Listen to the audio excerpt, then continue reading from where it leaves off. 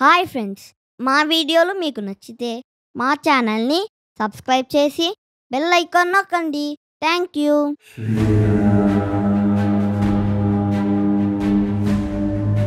Hi friends, Sundarakanda 6వ భాగం మొదలు పెడదాం. హనుమంతుల వారు సీతామాతను వెతుకుతూ అశోకవనాన్ని చేరి అశోకవనమంతా తిరుగుతూ సీతామాత జాడ వెతకసాగారు. ఆ వృక్షాలు వెదజల్లుతున్న కాంతి పుంజాలచే ఆ ప్రాంతమంతా ప్రజ్వలిస్తున్నది. వివిధ ఉద్యానవనాలతో కూడినదైన అశోకవనం ఇంద్రుడి నందనవనానికి, కుబేరుడి క్షేత్రరథమనే ఉద్యానవనానికి మించినట్లు కానవస్తున్నది. ఆ అశోకవనం మధ్యలో తాను దాగి ఉన్న సెన్సుపా వృక్షానికి సమీపంలో సమోన్నతమైన ఒక మహాభవన రాజ్యాన్ని హనుమంతుల వారు చూశారు. కైలాసంలాగా తెల్లగా ఉన్న ఆ మహాసౌధం 1000 స్తంభాల మీద నిలిచి ఉంది. ఆ మహాభవనం మెట్లు పగడాలతో పొదగబడి ఉన్నాయి. వేదికలు మేలిమి బంగారంతో రూపొందించబడ్డాయి. ఆ మహాసౌధం ఆకాశాన్ని తాకుతున్నట్లు ఎత్తైనదిగా కనిపిస్తున్నది. ఇలా నలవంకలా నిశితంగా పరిశీలిస్తున్న హనుమంతుల వారికి ఒక చోట మలిన వస్త్రాలు ధరించి రాక్షస స్త్రీల మధ్య కూర్చుని ఉన్న ఒక స్త్రీ కనిపించింది. కఠోర ఉపవాసాలచే కృషించిన దీనురాలై కానవస్తున్న ఆమె పదే పదే నిట్టూరుస్తున్నది. శుక్లపక్ష ప్రారంభాన నిర్మలంగా ప్రకాశిస్తున్న చంద్రరేఖలాగా ఆమె ఉప్పారుతున్నది. ఒక పసుపు పచ్చని వస్త్రం మాత్రమే ఆమె ధరించి ఉంది. ఆమె శరీరం దుమ్ము కొట్టుకుపోయి ఆభరణరహితంగా ఒక పద్మం కూడా లేని తామర కొలనులాగా కానవస్తున్నది. అమిత దుఃఖం అనుభవిస్తున్నందున శరీర శోభ తగ్గిపోయి వాడిపోయినదై దైనస్థితిలో ఉన్న ఆమె సిగ్గుతో తల ఉంచుకుని కూర్చుని ఉన్నది. కన్నుల నుండి ప్రసవిస్తున్న కన్నీరు ఆమె విషాదాన్ని చెప్పకనే చెప్తున్నవి. ఉపవాసాలచే ఆమె బాగా కృషించిపోయి ఉన్నది. భయాందోళనలతో ఏమేమో ఆలోచనలో మునిగి ఉన్నది. ఎప్పుడూ కష్టాలు చెవిచూసి ఎరగని సుఖాలను అనుభవించడానికి అర్హురాలైన ఆమె దుఃఖంచే కృంగిపోయినట్లు కనిపిస్తున్నది.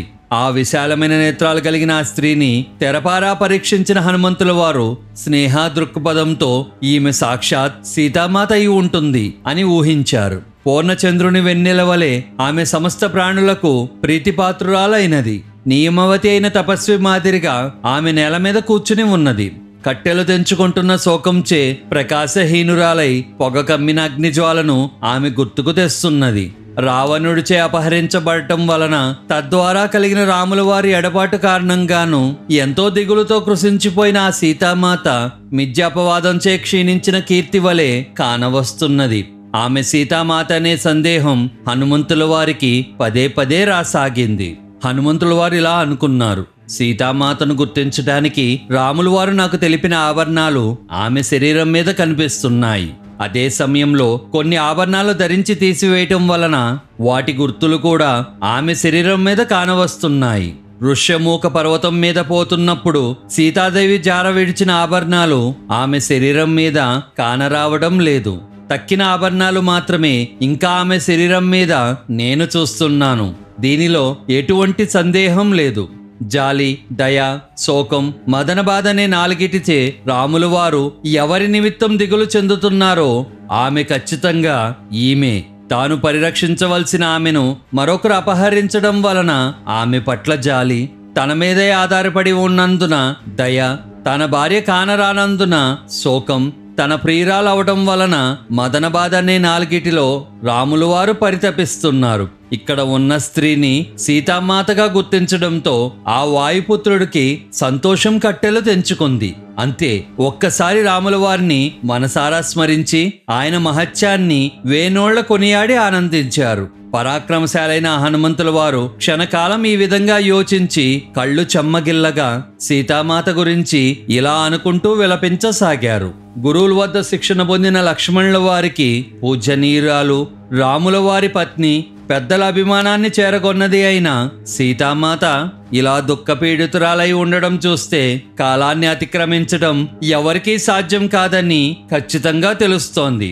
రాముల వారి కృతనిశ్చయానికి దీశాలి అయిన లక్ష్మణుల వారి కర్తవ్యనిష్టను బాగుగా ఎరిగినది అవటం చేతన వర్షాకాలంలో గంగ పొంగి పొర్లుతున్న కలత చెందనట్లు సీతామాత కలవరపాటు చెందడం లేదు. రాముల వారికి దీటైన శీలము, వయస్సు, ప్రవర్తన, సద్వంశము, ఉత్తమ లక్షణాలు గల సీతామాతకు ఆయనే తగిన భర్త. అదేవిధంగా నల్లని కన్నులు గల సీతామాతే అన్ని విధాలా రాముల వారికి తగిన భార్య. దేవేంద్రుడు శంబరాసురుడిని హతమార్చినట్లు సీతామాత నిమిత్తమే కదా రాముల వారు అరణ్యంలో జరిగిన యుద్ధంలో భయంకరుడు మహాపరాక్రమవంతుడైన విరాధుడనే రాక్షసుణ్ణి సంహరించారు. తన రాజ్యంలో రాముల వారు ఆమె కొరకే కదా అగ్నిజ్వాలల్లాంటి బాణాలతో భీకర కృత్యాలకు ఒడిగడుతున్న 14,000 రాక్షసులను హతమార్చారు.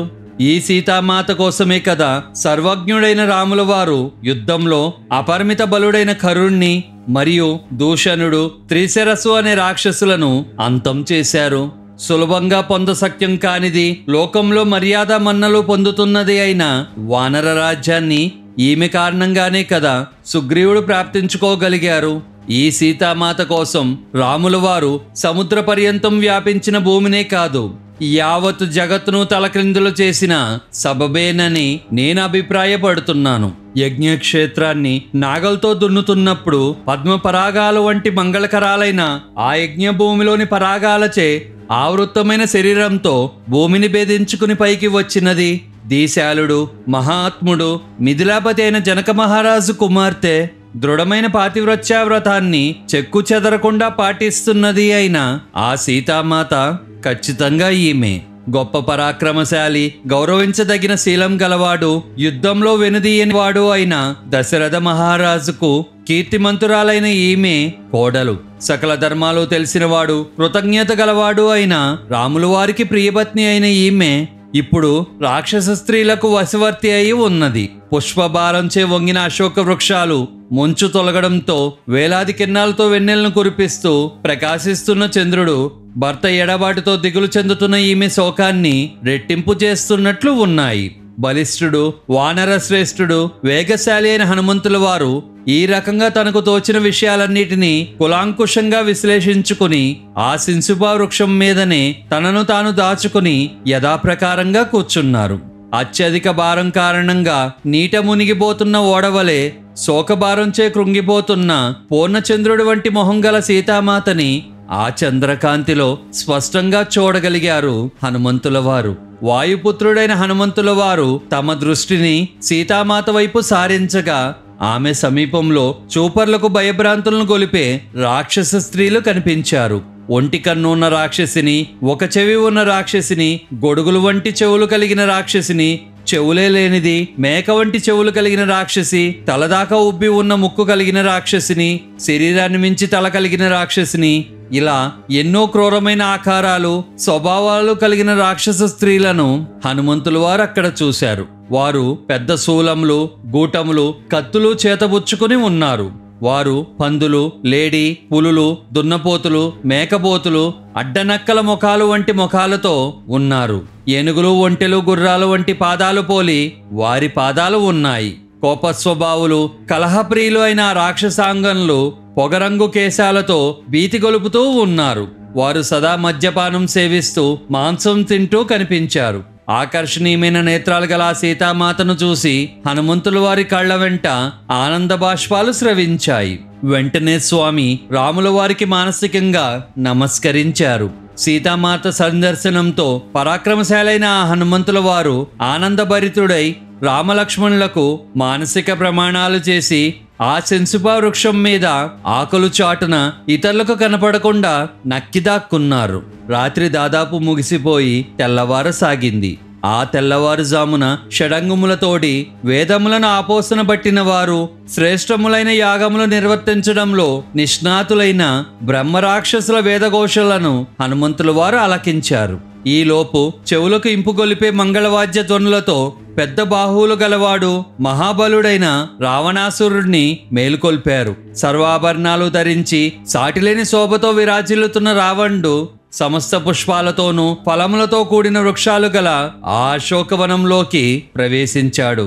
దేవకాంతులు, గంధర్వ స్త్రీలు దేవేంద్రుడిని అనుసరించి వెళ్లిన తీరులో పులస్త వంశస్థుడైన ఆ రావణాసురుడిని వెంబడించి 100 మంది యువతలు రాసాగారు. ఆ స్త్రీల్లో కొందరు స్వర్ణ దీపికలను, మరికొందరు చామర్లను, కొందరు విసినికలను చేతబుచ్చుకుని రావణాసురుడిని అనుసరించారు. కొందరు స్త్రీలు బంగారు పాత్రల నిండా జలం నింపుకుని రావణుడి ముందు నడవసాగారు.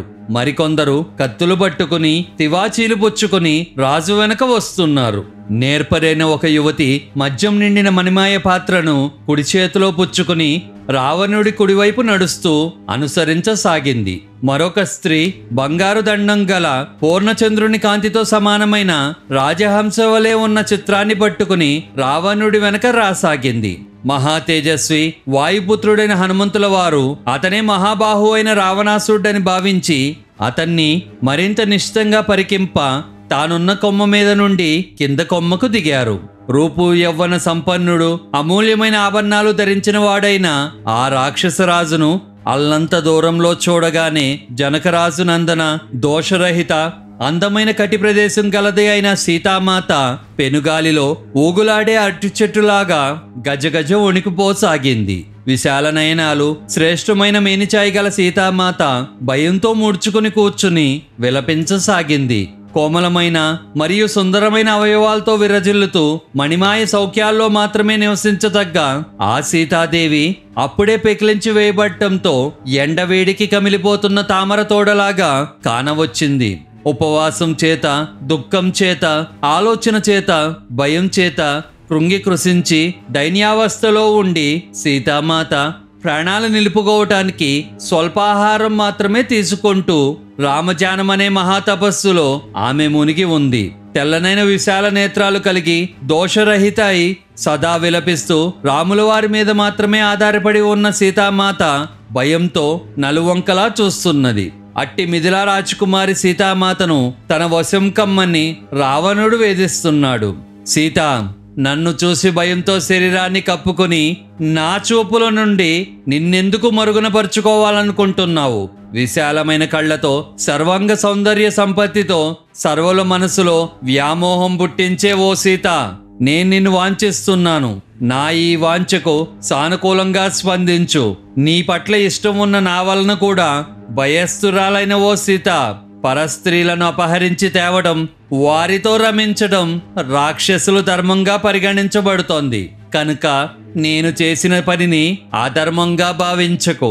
రాక్షసుల ధర్మం ఈ రీతిలో ఉన్నప్పటికీ, కాము నా శరీరాన్ని ఎంతగా పీడిస్తున్నప్పటికీ నీ అంగీకారం లేకుండా ససేమేరా నిన్ను తాకను. మనస్ఫూర్తిగా నన్ను ప్రేమించు. ఇకపై ఇలా శోకిస్తూ కాలాన్ని వృధా చేయకు. కేశ సంస్కారాలు లేని ఒంటి జడ, కటిక నేల మీద పరుండడం, మలిన వస్త్రధారణ, అనుచిత ఉపవాసం ఇవన్నీ ఇకపైన నీకు తగవు అన్నాడు రావణాసురుడు. ఇక్కడితో సుందరాఖండ్ 6వ భాగం పూర్తయింది. మళ్ళీ వచ్చే భాగంతో కలుద్దాం. Bye friends.